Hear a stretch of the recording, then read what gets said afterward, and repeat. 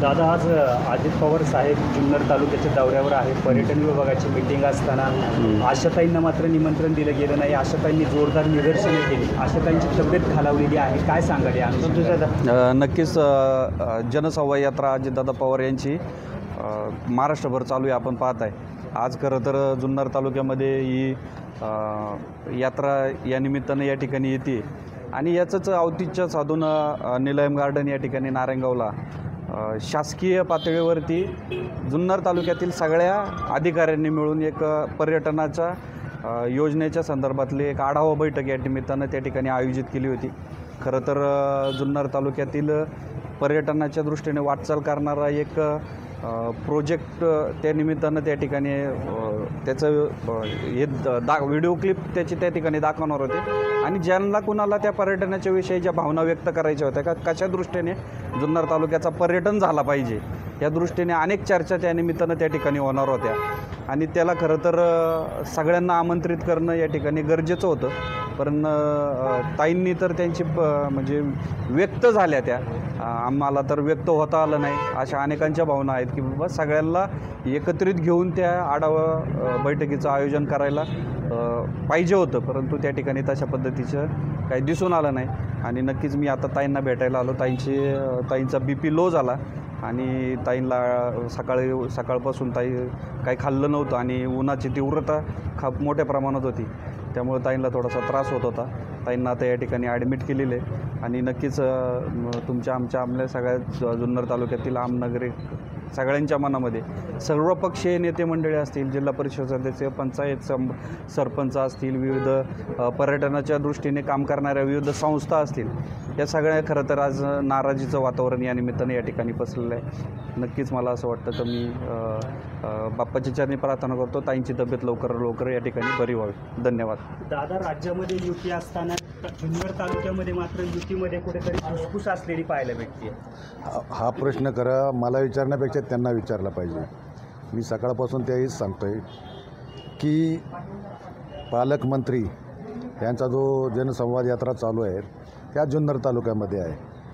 त्या कार्यक्रमाला अजिबात आमचा कोणाचाही विरोध नाही. शेवटी तो त्यांचा पक्षाचा कार्यक्रम आहे.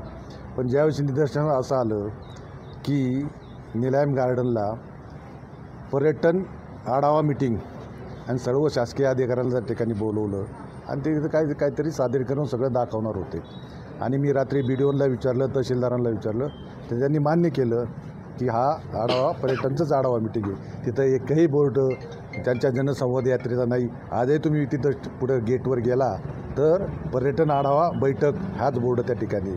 पालकमंत्री तुम्ही सर्वांचे आहात, या जिल्ह्याचे पालकत्व तुम्ही स्वीकारलेलं आहे आणि अभिमानाने त्यांनी शासकीय तुम्ही राज्याचे उपमुख्यमंत्री आहात, या जिल्ह्याचे पालकमंत्री आहात, सर्वांना त्या ठिकाणी आमंत्रित करून सर्वांच्या भावना त्याच्यामध्ये घ्यायला पाहतं.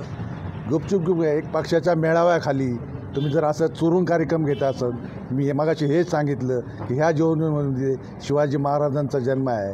शिवाजी महाराजांनी गनिमी काव्याने जनतेच्या हितासाठी कामं केली, जनतेला हे केलं. हे गनिमी काव्याने जनतेला गाड्या निघणं आपला पक्ष पुढं तरी ओराण्याच्या दृष्टीकोन काम करतायत, याचा निषेध करण्यासाठी आम्हाला त्याच्या कुठल्याही कार्यक्रमाला निषेध करायचे नाही. आणि त्यांच्या प्रदेशाध्यक्ष आता कुठेतरी बाईट दिली त्यांनी, सुनील तटकरेंनी, त्यांना हे तरी भानावे, त्यांना आजही तिथं चला, तुम्ही पक्षाचा एक तरी मेळावा बोर्ड आहे का तिथं त्यांनी दाखवा, नाहीतर चष्मा लावा आणि परत पावा आणि मग आम्हाला जनतेला सांगावा हा जुन्नर तालुका आहे, छत्रपतींचा तालुका आहे, इथं खोटं होत नाही आणि सहन करणार नाही. म्हणून त्याचा निषेध आम्ही याच्या ठिकाणी केला. गणपतराव फुलवडे यांनी माध्यमांशी बोलताना सांगितलं की ताईंचं हे वर्तन दुर्दैवीपणाचं आहे. गणपतरावांची लायकी किती आहे, त्यांनी लायकी तो बोलावं.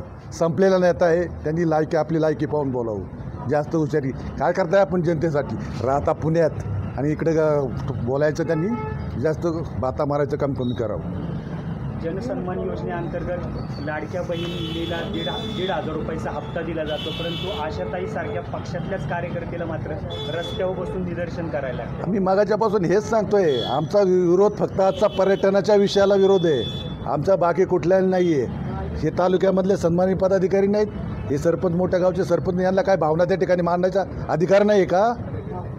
मग पालकमंत्र्यांनी फक्त त्यांनी जाहीर करावं मी सांगितलं होतं, तर मी फक्त आमच्या पक्षाचा पालकमंत्री आहे, बाकी कोणाचा पालकमंत्री नाही, हे तरी त्यांनी जाहीर करावं. या अनुषंगाने महायुतीमध्ये कुठेतरी मिठाचा खडा पडलाय ना? कोणी टाकला हे त्यांना विचारलं पाहिजे प्रश्न.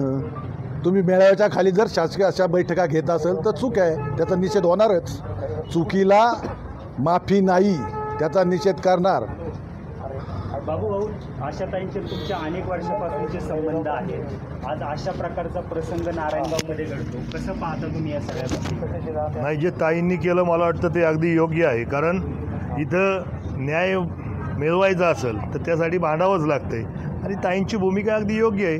जर पालकमंत्री मीटिंग घेतात, समजा पालकमंत्री काही कामात असतील, पण स्थानिक आमदारांनी ते किमान या सगळ्या लोकांशी संपर्क साधायला काय हरकत होती? इथल्या स्थानिक आमदाराला माहिती असताना जर स्थानिक आमदार या पद्धतीने वागत असेल आणि म्हणत असेल आम्ही SP-ना सांगितलं आहे आणि DYSP-ना सांगितलं ना, त्यांच्या जीवावर जर तुम्ही गळचेपी करणार असाल तर त्याचा निषेध करणं चुकीचं काय? मला वाटतं ताईंनी जी भूमिका मांडली निश्चित स्वरूपात ती योग्य आहे आणि इथून पुढं किमान त्यांनी या गोष्टीचा निश्चित भान ठेवलं पाहिजे. किमान या स्थानिक आमदारांनी तरी भान ठेवलं पाहिजे की आपण जरी आमदार असलो तरी इथं पर्यटन आज आपण बघतोय की वेशीसारखा विषय आपण नारायणगावच्या बाबतीत आपण पाहतोय केला आहे आणि सर्वसामान्य लोक तिथे येऊन अनेक वेळा नतमस्तक होतात आणि त्याची सगळीकडं चर्चा होती.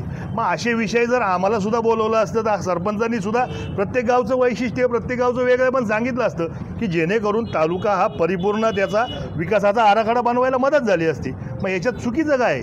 खरं तर हे अत्यंत दुर्दैवी अशी बाब आहे आणि या सगळ्या घटनेचा मला वाटतं आपण सगळ्यांनी जुन्नर तालुक्यातल्या आम जनतेने, सरपंचांनी, उपसरपंचांनी, जिल्हा परिषद सदस्यांनी सगळ्यांनी निषेध नोंदवला पाहिजे, जो आम्ही सगळे नोंदवतो.